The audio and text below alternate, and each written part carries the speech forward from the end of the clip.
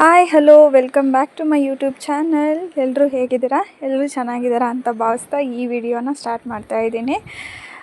Morning ಒಂದು ಸ್ವಲ್ಪ ಬೇಗನೆ ಎದ್ದಿದ್ದೆ. ಇವತ್ತು ಬೇಗ ಎಚ್ಚರ ಆಗಿತ್ತು ಅಂತ ಹೇಳಿ ಏನೋ ಸೌಂಡು ಅಂತ ಹೊರಗಡೆ ಬಂದು ನೋಡ್ತಾ ಇದ್ದೆ.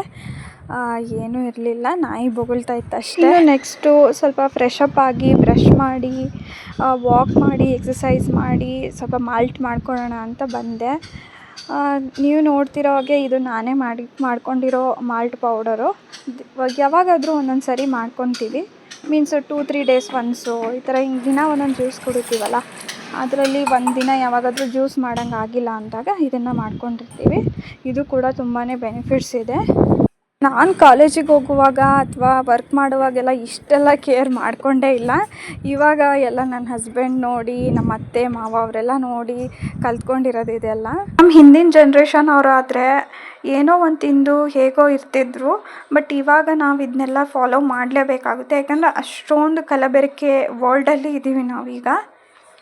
ಈ ಮಾಲ್ಟ್ಗೆ ಸ್ವಲ್ಪ ಸಬ್ಜಾ ಸೀಡ್ಸು ಮತ್ತು ಚಿಯಾ ಸೀಡ್ಸ್ನ ಆ್ಯಡ್ ಮಾಡಿ ಸ್ವಲ್ಪ ಹೊತ್ತು ಬಿಟ್ಟಿರ್ತೀನಿ. ಒಂದು 10 ನಿಮಿಷ ಆದಮೇಲೆ ಇದನ್ನು ಗ್ಲಾಸಿಗೆ ಹಾಕ್ಕೊಂಡು ಕುಡಿತೀನಿ ನಾನು. ಈ ಹೆಲ್ದಿ ಲೈಫ್ ಸ್ಟೈಲ್ನ ನಾನು 1 ವರ್ಷದಿಂದ ಮಾಡ್ತಾಯಿದ್ದೀನಿ. ತುಂಬಾ ಚೇಂಜಸ್ ಕಂಡಿದ್ದೀನಿ. ಆವಾಗೆಲ್ಲ ಬರೀ ಜಂಕ್ ಫುಡ್ಸು, ಪಿಜ್ಜಾ, ಬರ್ಗರ್ ಅಂತೆ ಹಾಗಂತೆ ಹಿಂಗಂತ ಬರೀ ಇದೆ.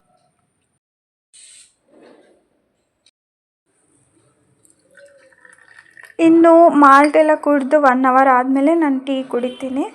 ಟೀ ಕುಡಿದಾದ್ಮೇಲೆ ಸ್ವಲ್ಪ ಎಲ್ಲ ಕೆಲಸ ಮಾಡಿಕೊಂಡು ಮನೇಲಿ ಕಸ ನೆಲ ಎಲ್ಲ ಮಾಡ್ಕೊಂಡಾದಮೇಲೆ ಪೂಜೆಗೆ ಹೂವು ತರೋಣ ಅಂತ ಮೇಲೆ ಹೋಗಿದ್ದೆ. ನೋಡಿ ಎಷ್ಟು ಚೆನ್ನಾಗಿ ಬಿಟ್ಟಿತ್ತು ನಮ್ಮ ಮನೆ ಮೇಲ್ಗಡೆ ಇಷ್ಟೊಂದು ಹೂವು. ದುಡ್ಡು ಕೊಟ್ಟು ತೊಗೊಂಡು ಹೂವು ಮುಡಿಸಿದಾಗ ಅದರದ್ದು ಇದು ಬಿಟ್ಟಿರೋ ಹೂವುಗಳನ್ನು ತಗೊಂಬಂದು ಮುಡಿಸಿದಾಗ ಅದ್ರ ಫೀಲೇ ಬೇರೆ ಇರುತ್ತೆ. ಮನೆಯಲ್ಲಿ ದೇವ್ರ ಮನೆಯೇ ಮಾಡಿಲ್ಲ. ಸೊ ಒಂದು ಚಿಕ್ಕದು ಒಂದು ಬಾಕ್ಸ್ ಥರ ಅವ್ರು ವುಡ್ಡಲ್ಲಿ ಮಾಡಿ ಇಟ್ಟಿದ್ದಾರೆ. ಅದರಲ್ಲೇ ನಾನೆಲ್ಲ ಇಟ್ಕೊಂಡಿದ್ದೀನಿ ದೇವರುಗಳನ್ನೆಲ್ಲ. ತುಂಬ ಚಿಕ್ಕದಿದೆ.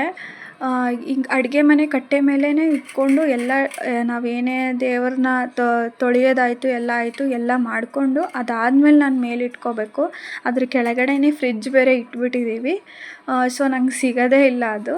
ಎಲ್ಲ ಕೆಳಗೆ ತಕ್ಕೊಂಡು ಎಲ್ಲ ಕ್ಲೀನ್ ಮಾಡಿ ಮತ್ತೆ ಅಲ್ಲಿ ಶಿಫ್ಟ್ ಮಾಡಿ ಹೂವು ಮುಡಿಸಿ ಆಮೇಲೆ ದೀಪಗಳನ್ನು ಇಟ್ಟು ನಾನು ಪೂಜೆ ಮಾಡಿರ್ತೀನಿ ಯಾವಾಗಲೂ. ಸಪ್ರೇಟ್ ದೇವ್ರ ಮನೆ ಇದ್ರೇ ಚೆನ್ನಾಗೆ ಎಲ್ಲರಿಗೂ ಪೂಜೆ ಮಾಡೋಕ್ಕೆಲ್ಲ. ಹಿಂಗೆ ಚಿಕ್ಕದಾಗಿದ್ದರೆ ನಮಗೊಂಥರ ಅನಿಸತ್ತೆ ಮಾಡೋಕ್ಕೆಲ್ಲ. ನಮ್ಮಮ್ಮ ಯಾವಾಗಲೂ ಹೇಳ್ತಿದ್ರು ನನಗೆ, ಯಾವಾಗಲೂ ನೀನು ಪೂಜೆ ಮಾಡಿದ್ರೆ ಒಂಥರ ಕಳೆ ಇರುತ್ತೆ ಅಂಥೇಳಿ. ಏನೋ ಅದು ಇಲ್ಲಿ ಸಮಾಧಾನನೇ ಅನಿಸಲ್ಲ. ಬಟ್ ಆದರೂ ಬಿಡಲ್ಲ, ಮಾಡಲೇಬೇಕಲ್ಲ, ಅದಕ್ಕೆ ಎಲ್ಲ ಮಾಡಿರ್ತೀನಿ. ನಮ್ಮ ಮನೆ ದೇವರು ಬಂದು ಕೊಟ್ಟೂರೇಶ್ವರ. ಸೊ ಅದು ಒಂದು ಫೋಟೋ ಇಟ್ಕೊಂಡಿದ್ದೀನಿ, ಗಣಪತಿದೊಂದು ಇಟ್ಕೊಂಡಿದ್ದೀನಿ, ಆಂಜನೇಯ, ಪುಟ್ಟ ರಾಘವೇಂದ್ರ ಸ್ವಾಮಿನೂ ಇಟ್ಕೊಂಡಿದ್ದೀವಿ.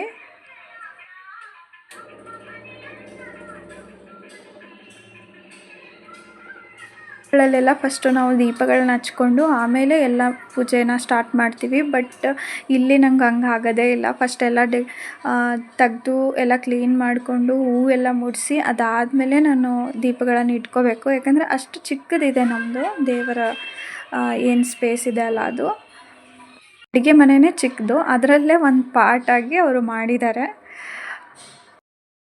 ಬ್ರೇಕ್ಫಾಸ್ಟ್ಗೆ ರೆಡಿ ಮಾಡಬೇಕಾಗಿತ್ತಲ್ಲ. ಸೊ ನೆನ್ನೆನೇ ಇಡ್ಲಿಗೆಲ್ಲ ನೆನೆ ಹಾಕಿದ್ದೆ ನಾನು. ಇಡ್ಲಿಗೆ ನೆನೆ ಹಾಕಿ ರುಬ್ಬಿ ಎಲ್ಲ ಇಟ್ಟಿದ್ದೆ. ಚೆನ್ನಾಗಿ ಉಬ್ಬಿ ಬಂದಿತ್ತು ಬೆಳಗ್ಗೆ ನೋಡಿದಾಗ. ಉಪ್ಪು ಮತ್ತು ಸೋಡಾ ಪುಡಿನೂ ಅದಕ್ಕೆ ಹಾಕಿ ನೀರು ಹಾಕಿ ಕಲಸಿ ಇಟ್ಟೆ. ಒಂದು ಕಡೆ ಕುಕ್ಕರಲ್ಲಿ ಬೇಳೆ ಮತ್ತು ಉಪ್ಪು ಮತ್ತು ಅರಿಶಿನ ಪುಡಿ 3 ಹಾಕಿ ಬೇಯಿಸ್ಕೊಳ್ಳೋಕ್ಕೆ ಇಟ್ಕೊಂಡಿದ್ದೆ.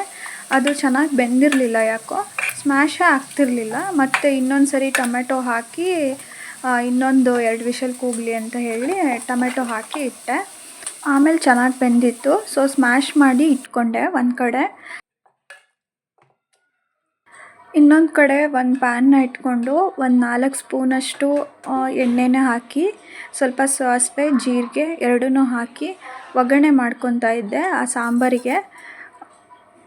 ಇಡ್ಲಿ ಸಾಂಬಾರು ಚಟ್ನಿ ಮಾಡ್ತಾ ಇರೋದು ಇವತ್ತು ಆ್ಯಕ್ಚುಲಿ. ನೆಕ್ಸ್ಟು ಒಂದು 4 ಬೆಳ್ಳುಳ್ಳಿನ ಜಜ್ಜಿ ಇಟ್ಕೊಂಡಿದ್ದೆ, ಅದನ್ನು ಹಾಕಿ 1 ಬೌಲಷ್ಟು ಈರುಳ್ಳಿನ ಹಾಕಿದೆ. ಇದೆಲ್ಲ ಸ್ವಲ್ಪ ಫ್ರೈ ಮಾಡಿಕೊಂಡು ಬೇಯಿಸಿಟ್ಕೊಂಡಿರೋ ಟೊಮ್ಯಾಟೊ ಮತ್ತು ಬೇಳೆನ ಹಾಕಿದೆ ಇದಕ್ಕೆ. ಹಾಕಿ ನಮ್ಗೆ ಎಷ್ಟು ಕನ್ಸಿಸ್ಟೆನ್ಸಿ ಬೇಕೋ ಅಷ್ಟು ನೀರು ಹಾಕ್ಕೊಳ್ಬೇಕು. ನನಗೆ ಇಡ್ಲಿಗೆ ಸಾಂಬಾರಲ್ವಾ, ಅದಕ್ಕೆ ಸ್ವಲ್ಪ ನೀರಾಗೇ ಇರಲಿ ಅಂಥೇಳಿ ಸ್ವಲ್ಪ ಜಾಸ್ತಿನೇ ನೀರು ಹಾಕಿ ಉಪ್ಪು ಮತ್ತು ಖಾರ ಪುಡಿ ಮತ್ತು ಸಾಂಬಾರು ಪುಡಿ ಮೂರನ್ನೂ ಹಾಕಿ ಒಂದು ಕುದಿ ಕುದಿಸ್ಕೊಂಡೆ. ಮತ್ತು ಲಾಸ್ಟ್ಗೆ ಕೊತ್ತಂಬರಿ ಸೊಪ್ಪನ್ನು ಹಾಕ್ಕೊಂಡೆ ಈ ಸಾಂಬಾರಿಗೆ. ಮತ್ತು ಸ್ವಲ್ಪ ಹುಣಸೆಹಣ್ಣಿನ ರಸನೂ ಹಾಕ್ಕೊಂಡೆ. ಮಾಡಿದ್ವಿ ಅಂದರೆ 3-4 ಐಟಮ್ ಮಾಡಬೇಕು, ಅದೇ ಬೇಜಾರು. ಇಡ್ಲಿ ಮಾಡಿದ್ರೆ ಒಂದು ಕಡೆ ಸಾಂಬಾರು ಮಾಡ್ಕೋಬೇಕು, ಚಟ್ನಿ ಮಾಡ್ಕೋಬೇಕು, ಅದಲ್ಲದೆ ನಮ್ಮ ಮನೆಯಲ್ಲಿ ವಡೆನೂ ಬೇಕು. ನಮ್ಮ ಮನೆಯವರಿಗೆ ವಡೆನೂ ಇರಲೇಬೇಕು ಈ ಇಡ್ಲಿಗೆ. ಕಡೆ ಸಾಂಬಾರು ರೆಡಿ ಆದಮೇಲೆ ಇನ್ನೊಂದು ಕಡೆ ಚಟ್ನಿನ ರೆಡಿ ಮಾಡ್ಕೋಬೇಕು ಅಂಥೇಳಿ ಶೇಂಗಾ ಬೀಜನ ಹುರ್ಕೊಂಡೆ, ಮೆಣಸಿನ್ಕಾಯಿನ ಹುರ್ಕೊಂಡೆ. ಅದಾದಮೇಲೆ ಕೊಬ್ಬರಿನ ಚಿಕ್ಕದಾಗಿ ಹೆಚ್ಚಿ ಒಂದು ಜಾರ್ಗೆ ಹಾಕ್ಕೊಂಡು ಮೆಣಸಿನ್ಕಾಯಿನೂ ಹಾಕ್ಕೊಂಡು ಶೇಂಗಾ ಬೀಜನೂ ಹಾಕ್ಕೊಂಡು ಸ್ವಲ್ಪ ಹುಣಸೆ ಹಣ್ಣನ್ನು ಹಾಕ್ಕೊಂಡೆ. ಮತ್ತು ಉಪ್ಪು ಮತ್ತು ಜೀರಿಗೆನೂ ಹಾಕ್ಕೋಬೇಕು. ಇದೆಲ್ಲ ಹಾಕಿದ ಮೇಲೆ ಸ್ವಲ್ಪ ನೀರು ಹಾಕಿ ಮಿಕ್ಸಿ ಮಾಡಿಕೊಂಡೆ. ಆ್ಯಕ್ಚುಲಿ ಬೆಳ್ಳುಳ್ಳಿ ಹಾಕೋದೇ ಮರ್ತೋಗಿತ್ತು ನನಗೆ. ಬೆಳ್ಳುಳ್ಳಿ ನೆನೆ ಹಾಕಿದ್ದೀನಿ, ಹಾಕಬೇಕು ಅಂಥೇಳಿ ಸುಲ್ಕೊಂಡು ಇಟ್ಕೊಂಡಿದ್ದೀನಿ, ಬಟ್ ಮರ್ತೇ ಹೋಗಿತ್ತು. ನೀವೇನಾದರೂ ಮಾಡ್ತಾಯಿದ್ರೆ ಬೆಳ್ಳುಳ್ಳಿನೂ ಹಾಕ್ಕೊಳ್ಳಿ. ನೆಕ್ಸ್ಟು ಇಡ್ಲಿಗೆ ಎಲ್ಲ ಬ್ಯಾಟರ್ ಎಲ್ಲ ಚೆನ್ನಾಗಿ ಮಾಡಿ ಇಟ್ಕೊಂಡಿದ್ದೆ. ಸೊ ಅದನ್ನೂ ಹಾಕಿ ಇಡ್ಲಿ ಪಾತ್ರೆಗೆ ಎಲ್ಲ ಹಾಕಿ ಇಟ್ಟೆ. ಒಂದು ಕಡೆ ವಡೆನೂ ಮಾಡಿಕೊಂಡೆ. ಯಾಕೋ ಶೇಪು ಕೂಡ ಇವತ್ತು ಚೆನ್ನಾಗಿ ಬರ್ತಾ ಇರಲಿಲ್ಲ. ಪರವಾಗಿಲ್ಲ, ಆಮೇಲೆಲ್ಲ ಬಂತು ಚೆನ್ನಾಗಿ ಶೇಪು. ನಾವೇನು ವಡೆ ಜಾಸ್ತಿ ಏನು ಮಾಡಲ್ಲ, ಒಂದು 2 ಬರೋಂಗೆ ಅಷ್ಟೇ ಮಾಡೋದು. ಒಬ್ಬೊಬ್ಬರಿಗೆ 2 ಅಥವಾ 3 ಅಷ್ಟೇ ಬರೋಂಗೆ ಮಾಡಿರ್ತೀನಿ. ಚೆನ್ನಾಗೇ ಬಂತು. ಟೇಸ್ಟು ಕೂಡ ತುಂಬ ಚೆನ್ನಾಗಿತ್ತು. ಸಾಂಬಾರು ಟೇಸ್ಟು ಚೆನ್ನಾಗಾಗಿತ್ತು, ಚಟ್ನಿನೂ ಚೆನ್ನಾಗಾಗಿತ್ತು. ಅದಾಗಿ ಇಡ್ಲಿ ಎಲ್ಲ ತಿಂದು ಕೂತ್ಕೊಂಡ್ವಿ. ಸೆನ್ಸಸ್ಗೆ ಅಂತ ಬಂದರು. ಅಂದರೆ ಇವಾಗೆಲ್ಲ ಗಣತಿ ಮಾಡ್ತಾ ಇದ್ದಾರಲ್ಲ, ಸೊ ಡೀಟೇಲ್ಸ್ ಎಲ್ಲ ಕೇಳಿಕೊಂಡು ಯಾರೋ ಬಂದಿದ್ದರು ಸೆನ್ಸಸ್ ಮಾಡೋರು. ಅದೆಲ್ಲ ಮಾಡಿಕೊಂಡು ಹೋದರು. ಫೋಟೋ ಎಲ್ಲ ತಕ್ಕೊಂಡು ಎಲ್ಲ ಏನೇನು ಡೀಟೇಲ್ಸ್ ಬೇಕೋ ಅದೆಲ್ಲ ತೊಗೊಂಡು ಹೋದರು. ಅದಾದಮೇಲೆ ನನಗೆ ಸ್ವಲ್ಪ ಕೆಲಸ ಇತ್ತು. ಅದೇ ವಾಷಿಂಗ್ ಮಿಷಿನ್ ಸ್ವಲ್ಪ ಕ್ಲೀನ್ ಮಾಡ್ಕೊಳೋದಿತ್ತು. ಟಬ್ ಕ್ಲೀನ್ ಮಾಡ್ಕೊಳ್ಳೋಣ, ಭಾಳ ದಿನ ಆಯಿತು ಅಂಥೇಳಿ. ಮಂತ್ಲಿ ಒನ್ಸ್ ಮಾಡ್ತಾಯಿರ್ತೀನಿ ಈ ಥರ ಪೌಡರ್ ಸಿಗುತ್ತೆ, ಅದನ್ನು ಹಾಕಿ ಟಬ್ ಕ್ಲೀನ್ ಮಾಡ್ಕೊತೀನಿ. ಸೊ ಅದಕ್ಕೂ ಎಲ್ಲ ಆನ್ ಮಾಡಿ ಇಟ್ಕೊಂಡೆ.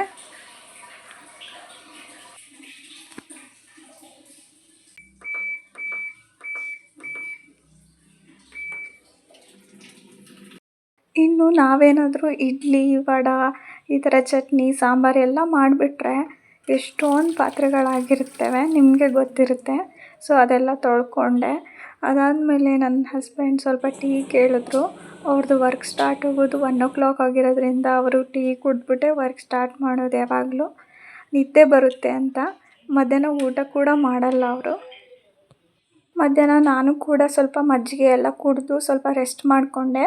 ಅದಾಗಿ ತಿರ್ಗಾ ಸಂಜೆ ಸ್ನ್ಯಾಕ್ಸ್ ಏನಾದರೂ ಮಾಡು ಅಂತ ಅಂದಿದ್ದಕ್ಕೆ ಮೋಮೋಸ್ ಮಾಡ್ತೀನಿ ಅಂತ ಹೇಳಿ ಇವತ್ತು ಮೋಮೋಸ್ ಮಾಡ್ತಾಯಿದ್ದೀನಿ. ಸೊ ಇದನ್ನು ಮೈದಾ ಹಿಟ್ಟಲ್ಲಿ ಮಾಡ್ತಾಯಿಲ್ಲ ನಾನು, ಗೋಧಿ ಹಿಟ್ಟಲ್ಲೇ ಮಾಡೋದು ನಾನು ಏನಿದ್ರು ಸ್ನ್ಯಾಕ್ಸ್ ಎಲ್ಲ. ನಿಮ್ಗೆ ಎಷ್ಟು ಬೇಕೋ ಅಷ್ಟು ಗೋಧಿ ಹಿಟ್ಟು ಹಾಕ್ಕೊಂಡು ಅದ್ರ ಮೇಲ್ಗಡೆ ಸ್ವಲ್ಪ ಎಣ್ಣೆ ಅಥವಾ ತುಪ್ಪ, ಆಮೇಲೆ ಮೊಸರು, ಉಪ್ಪು ಇಷ್ಟನ್ನು ಹಾಕಿ ಮಿದುವಾಗಿ ಕಲಿಸ್ಕೋಬೇಕು. ಏಕೆಂದರೆ ಮೋಮೋಸು ತುಂಬ ಸ್ಮೂತಾಗಿ ಬರಬೇಕು ಅಂದರೆ ಸ್ವಲ್ಪ ಮೊಸರನ್ನು ಹಾಕಲೇಬೇಕು. ನೆಕ್ಸ್ಟು ನಾನು ಕೋಸನ್ನ ತುರಿದಿಟ್ಕೊಂಡಿದ್ದೀನಿ, ಮತ್ತು ಕ್ಯಾರೆಟ್ ತುರಿದಿಟ್ಕೊಂಡಿದ್ದೀನಿ, ಸಣ್ಣಕ್ಕೆ ಹೆಚ್ಚಿದ ಕೊತ್ತಂಬರಿ ಹಾಕ್ಕೊಂಡಿದ್ದೀನಿ, ಮತ್ತು ಸಣ್ಣಕ್ಕೆ ಹೆಚ್ಚಿದ ಮೆಣಸಿನ್ಕಾಯಿ ಹಾಕ್ಕೊಂಡಿದ್ದೀನಿ. ನೆಕ್ಸ್ಟು ಒಂದು ಪ್ಯಾನ್ ಇಟ್ಕೊಂಡು 2 ಸ್ಪೂನ್ ಎಣ್ಣೆ ಹಾಕಿ ಶುಂಠಿ ಮತ್ತು ಬೆಳ್ಳುಳ್ಳಿನ ಕ್ರಷ್ ಮಾಡಿಬಿಟ್ಟು ಹಾಕಿ ತುರಿದಿಟ್ಕೊಂಡಿರೋದೆಲ್ಲ ಎಲ್ಲದನ್ನೂ ಹಾಕಿ ಒಂದು ಸರಿ ಸುಮ್ಮನೆ ಫ್ರೈ ಮಾಡ್ಕೋಬೇಕಷ್ಟೇ. ಉಪ್ಪೆಲ್ಲ ಹಾಕಿ, ಉಪ್ಪು ಮತ್ತು ಜೀರಾ ಪೌಡರ್ ಇದ್ದರೆ ಹಾಕ್ಕೋಬೋದು, ಮತ್ತು ಕಾಳು ಮೆಣಸಿನ ಪೌಡರ್ ಇದ್ರೂ ಹಾಕ್ಕೋಬೋದು, ಟೇಸ್ಟ್ ಚೆನ್ನಾಗಿರುತ್ತೆ. ಸ್ವಲ್ಪ ಫ್ರೈ ಮಾಡ್ಕೋಬೇಕು, ಭಾಳ ಏನು ಬೇಯಿಸ್ಕೋಬಾರ್ದು. ಯಾಕಂದರೆ ಮೋಮೋಸಲ್ಲಿ ನಾವು ಫಿಲ್ ಮಾಡಿದಾಗ ಬೆಂದ್ಕೊಳ್ಳುತ್ತೆ. ಇಲ್ಲಿ ಜಸ್ಟು ಫ್ರೈ ಮಾಡಿ ಇಟ್ಕೋಬೇಕು. ನೆಕ್ಸ್ಟು ಚಟ್ನಿಗೆ ಟೊಮೆಟೊ ಮತ್ತು ಒಣಮೆಣಸಿನ್ಕಾಯಿ ಒಂದು 4, 2 ಗುಂಟೂರು ಮೆಣಸಿನ್ಕಾಯಿ, ಬ್ಯಾಡಗಿ ಮೆಣಸಿನ್ಕಾಯಿ 4, 2 ಗುಂಟೂರು ಮೆಣಸಿನ್ಕಾಯಿ ಎರಡನ್ನೂ ಹಾಕಿ ಫ್ರೈ ಮಾಡಿ ಎಣ್ಣೆ ಹಾಕಿ ಫ್ರೈ ಮಾಡಿಕೊಂಡು ನೆಕ್ಸ್ಟು ಜಾರ್ಗೆ ಎಲ್ಲದನ್ನು ಮಿಕ್ಸಿ ಮಾಡ್ಕೋಬೇಕು. ಮಿಕ್ಸಿ ಮಾಡಾದಮೇಲೆ ಇದನ್ನು ಸ್ವಲ್ಪ ಕುದಿಸ್ಕೋಬೇಕು. ಸ್ವಲ್ಪ ಬೆಲ್ಲ, ಸ್ವಲ್ಪ ಉಪ್ಪು, ಜೀರಾ ಪೌಡರ್ ಇದಿಷ್ಟನ್ನು ಹಾಕಿ ಮಿಕ್ಸ್ ಮಾಡಿ ಒಂದು ಕುದಿ ಕುದಿಸ್ಕೊಂಡ್ರೆ ಸಾಕು. ಹಿಟ್ಟನ್ನ ಕಲಸಿಟ್ಕೊಂಡಿದ್ವಲ್ಲ ಅದನ್ನು ಚಪಾತಿ ಥರ ಉದ್ಕೊಂಡು ನಿಮಗೆ ಯಾವ ಸೈಜ್ ಬೇಕೋ ಆ ಸೈಜಲ್ಲಿ ನನಗಿದು ಟೀ ಪುಡಿ ಬಾಕ್ಸ್ ಇತ್ತು ಒಂದು. ಆ ಬಾಕ್ಸಿನ ಮುಚ್ಚುಳ್ಕದಲ್ಲಿ ನಾನು ಇಷ್ಟು ಒಂದು ರೌಂಡಷ್ಟು ಒಂದು ಅಂಗೈಯಷ್ಟು ಅಗಲದಷ್ಟು ಬರೋವಷ್ಟು ನಾನು ರೌಂಡ್ಸ್ ಎಲ್ಲ ಮಾಡಿ ಇಟ್ಕೊಂಡೆ. ಅದಾದಮೇಲೆ ಫಿಲ್ಲಿಂಗಿಗೆ ಒಂದೊಂದು ಸ್ಪೂನ್ ಹಾಕಿ ಈ ಥರ ಮೋದಕ ಶೇಪಲ್ಲಿ ಮಾಡಿ ಇಟ್ಕೊಂಡು ಇಡ್ಲಿ ಪಾತ್ರೆಯಲ್ಲೇ ನಾವು ಬೇಯಿಸ್ಕೊಂಡಿದ್ದು. ಸೊ ಇಡ್ಲಿ ಪಾತ್ರೆಯಲ್ಲಿ ಪ್ಲೇಟ್ಸ್ಗೆಲ್ಲ ಎಣ್ಣೆ ಹಚ್ಚಿ ಒಂದೊಂದನ್ನೇ ಇಟ್ಟು 10 ನಿಮಿಷ ಬೇಯಿಸಿದ್ರೆ ಇಷ್ಟು ಚೆನ್ನಾಗಾಗಿರೋ ಮೋಮೋಸ್ ರೆಡಿ ಆಗುತ್ತೆ. ಚಟ್ನಿ ಕೂಡ ತುಂಬ ಚೆನ್ನಾಗಾಗಿತ್ತು. ಸ್ಟಫಿಂಗಿಗೆ ನೀವು ಯಾವುದೇ ತರಕಾರಿ ಬೇಕಾದರೂ ಹಾಕ್ಕೋಬೋದು. ಬೀಟ್ರೂಟ್ನೂ ಹಾಕ್ಕೋಬೋದು, ಬೀನ್ಸ್ ಎಲ್ಲ ಹಾಕ್ಬೋದು, ಕ್ಯಾಪ್ಸಿಕಮ್ ಹಾಕ್ಬೋದು. ನಾನು ಕ್ಯಾಪ್ಸಿಕಮ್ ಕೂಡ ಹಾಕಿದ್ದೆ, ಹೇಳೋದು ಮರ್ತೋಗಿತ್ತು. ಚಿಕ್ಕಕ್ಕೆ ಹೆಚ್ಚು ಹಾಕಿದ್ದೆ, ತುಂಬ ಚೆನ್ನಾಗಿತ್ತು. ನಾನು ರಾತ್ರಿ ವ್ಲಾಗ್ನ ಕಂಟಿನ್ಯೂ ಮಾಡಲಿಲ್ಲ, ಅದಷ್ಟೇ ತಿಂದು ನಾವು ಮಲ್ಕೊಂಡ್ವಿ. ನೆಕ್ಸ್ಟ್ ಡೇ ನಾವು ಹೊರಟಿದ್ದು ಮಾರತಹಳ್ಳಿ ಸೈಡು. ಅಂದರೆ ನಮ್ಮ ಅಕ್ಕ ಮತ್ತು ಭಾವ ಅವರ ಮಗ ಸ್ವಲ್ಪ ಬಿದ್ದು ಏಟ್ ಮಾಡ್ಕೊಂಡಿದ್ದ ಅಂತ ಹೇಳಿ ನೋಡೋಕ್ಕೆ ಅಂತ ಹೋಗ್ತಾ ಇದ್ದೀವಿ. ಸೊ ನಾವು ಮಾರ್ನಿಂಗ್ ಒಂದು 7 o'clock ಆಗಿತ್ತು ಅನಿಸುತ್ತೆ, ಅಷ್ಟೊತ್ತಿಗೆ ಬಿಟ್ಟಿದ್ವಿ. 1 hour ಆಯಿತು ರೀಚ್ ಆಗಲಿಕ್ಕೆ ಅಂಥೇಳಿ. ಅಲ್ಲಿ ಮಾರ್ನಿಂಗ್ ಆಗಿರೋದ್ರಿಂದ ಅಷ್ಟೊಂದು ಟ್ರಾಫಿಕ್ ಎಲ್ಲ ಏನೂ ಇರಲಿಲ್ಲ. ಸೊ ನಾವು ಆರಾಮಾಗಿ ಹೋದ್ವಿ. ಮತ್ತು ಇನ್ನೊಂದು, ಯಾರೆಲ್ಲ ನನ್ನ ವೀಡಿಯೋಸ್ನ ನೋಡ್ತಿದ್ದೀರೋ ಸಬ್ಸ್ಕ್ರೈಬ್ ಮಾಡ್ಕೊಂಡು ನೋಡಿ, ಹಾಗೆ ಲೈಕ್, ಶೇರ್, ಕಮೆಂಟ್ ಎಲ್ಲ ಮಾಡಿ ಒಂದು ಸಪೋರ್ಟ್ ಮಾಡಿ. ಯಾಕಂದರೆ ಇವಾಗ ನಾನು ಕಲಿತಾ ಇದ್ದೀನಿ. ಆನ್ ದಿ ವೇ ಒಂದು ಟೆಂಪಲ್ ಇತ್ತು, ಅಲ್ಲಿ ನಾವು ಹಾಗೆ ಹೋಗಿ ಒಂದು ಸ್ವಲ್ಪ ಹಾಗೆ ಕೈ ಮುಗಿದು ಹಾಗೆ ಹೋದ್ವಿ. ಇನ್ನೇನು ಅವ್ರ ಮನೆಯೂ ಅಲ್ಲೇ ಹತ್ತಿರದಲ್ಲೇ ಬಂದೇ ಬಿಡ್ತು. ಸೊ ಇವರಿರೋದು ಅಪಾರ್ಟ್ಮೆಂಟಲ್ಲಿ, ತುಂಬ ಚೆನ್ನಾಗಿದೆ ಅಪಾರ್ಟ್ಮೆಂಟು. ಬಿದ್ದು ಏಟ್ ಮಾಡ್ಕೊಂಡಿದ್ದಾನೆ ಅಂತ ಹೇಳಿದ್ನಲ್ಲ, ಇವನೇ ನೋಡಿ ಎಷ್ಟು ನಾಟಿ ಇದ್ದಾನೆ ಅಂದರೆ 1 ನಿಮಿಷ ಎಲ್ಲೂ ನಿಲ್ಲಲ್ಲ, ಅಷ್ಟು ತುಂಟತನ ಇವಂದು. ಅಕ್ಕ ಭಾವ ಎಷ್ಟು ಕೇರ್ಫುಲ್ಲಾಗಿ ನೋಡಿಕೊಂಡ್ರು ಏನಾದರೂ ಒಂದು ಮಾಡ್ಕೊಂಡಿರ್ತಾನೆ, ಅಷ್ಟು ತುಂಟ ಇದ್ದಾನೆ. ಮತ್ತು ಅವನಿಗೆ ಈ ಥರ ಹೊಸ ಕ್ರಿಯೇಟಿವ್ ಏನಾದರೂ ಇರಲೇಬೇಕು. ಸೊ ಇದನ್ನು ಫ್ಲಿಪ್ಕಾರ್ಟಲ್ಲಿ ಅಕ್ಕ ತರಿಸಿದ್ರಂತೆ. ಇದಕ್ಕೆ ಒಂದು ಪೆನ್ನು ಮತ್ತು ಎರೇಸರ್ 2 ಕೊಟ್ಟಿದ್ದಾರೆ. ಈ ಥರ ಲೈನ್ಸ್ ಹಾಕೋದು, ಇದನ್ನು ಲೈನ್ಸ್ ಎಲ್ಲ ಹಾಕಿ ಈ ಸ್ಕೂಲಲ್ಲೆಲ್ಲ ಕಲಿಸ್ತಿರ್ತಾರಲ್ವ, ಇನ್ನು ABCD ಕಲಿಯೋಕ್ಕೆ ಮುಂಚೆನೇ ಬರೀ ಲೈನ್ಸ್ ಅಷ್ಟೇ ಕಲಿಸ್ತಿರ್ತಾರಲ್ವ, ಸೊ ಅದಕ್ಕೆ ಪ್ರಾಕ್ಟೀಸ್ ಆಗುತ್ತೆ ಅಂತ ಹೇಳಿ ತರಿಸಿದ್ದಾರೆ. ಇದರದ್ದು ಲಿಂಕ್ ಬೇಕಾದರೆ ನಾನು ಶೇರ್ ಮಾಡಿರ್ತೀನಿ ಡಿಸ್ಕ್ರಿಪ್ಷನ್ ಬಾಕ್ಸಲ್ಲಿ.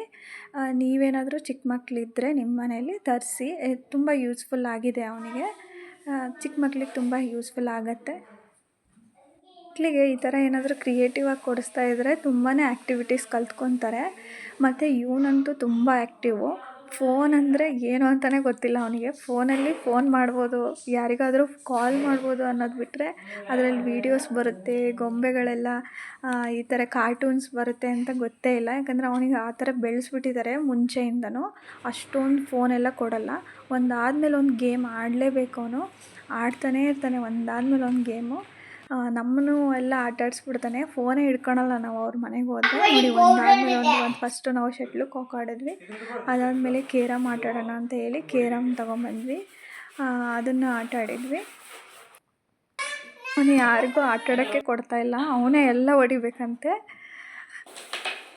ಮೊಬೈಲ್ನ ಕೊಟ್ಟು ಅಭ್ಯಾಸ ಮಾಡಿಸಿದ್ರೆ ಮಕ್ಕಳು ಮೊಬೈಲಲ್ಲಿ ಆಟಾಡ್ತಾರೆ. ನಾವೇ ಮೊಬೈಲ್ನ ಕೊಟ್ಟು ಅದರಲ್ಲಿ ಗೇಮ್ಸ್ ಇದೆ, ಅದರಲ್ಲಿ ಕಾರ್ಟೂನ್ಸ್ ಇದ್ದಾವೆ ಅಂತ ಹೇಳ್ಕೊಡೋವರೆಗೂ ಅವ್ರಿಗೆ ಗೊತ್ತೇ ಇರಲ್ಲ. ಸೊ ಇವರು ಆ ಥರ ಅಭ್ಯಾಸ ಮಾಡಿಸಿರೋದ್ರಿಂದ ಅವನಿಗೆ ಮೊಬೈಲ್ ಅಷ್ಟೊಂದು ಏನೂ ಗೊತ್ತೇ ಇಲ್ಲ. ಅವರು ಜಾಸ್ತಿ ಮೊಬೈಲ್ನ ಯೂಸ್ ಮಾಡಲ್ಲ. ಅವನಿಗೆ ಮೊಬೈಲ್ ಫೋನ್ ಬಂದರೆ ಅಷ್ಟೇ ಅವನು ಎತ್ಕೊಂಡು ಮಾತಾಡೋದು. ಒಂದು ರಾಶಿ ಆಟಾಡೋದೆಲ್ಲ ಥಿಂಗ್ಸ್ ಇಟ್ಕೊಂಡ್ಬಿಟ್ಟಿದ್ದಾನೆ, ಒಂದಾದ್ಮೇಲೆ ಒಂದು ಆಟ ಆಡ್ತಾನೆ.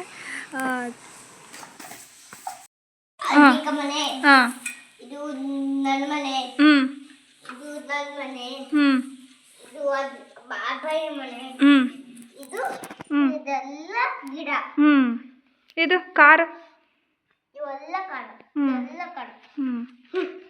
ಈಗ ಹಿಂಗಾಗಿ ಸ್ಪಾಟ್ ಎಲ್ಲ ಇವೆಲ್ಲ ABC ಎಲ್ಲ ಗಿಡ, ಎಲ್ಲ ಪೋಟ್. ಇವು ಕಾಡ್. ಇನ್ನು ಅವನು ಆಟ ಆಡಿ ಮಲ್ಕೊಂಡ್ಮೇಲೆ ನಾವೊಂದು ಮೂವಿ ಕೂಡ ನೋಡಿದ್ವಿ.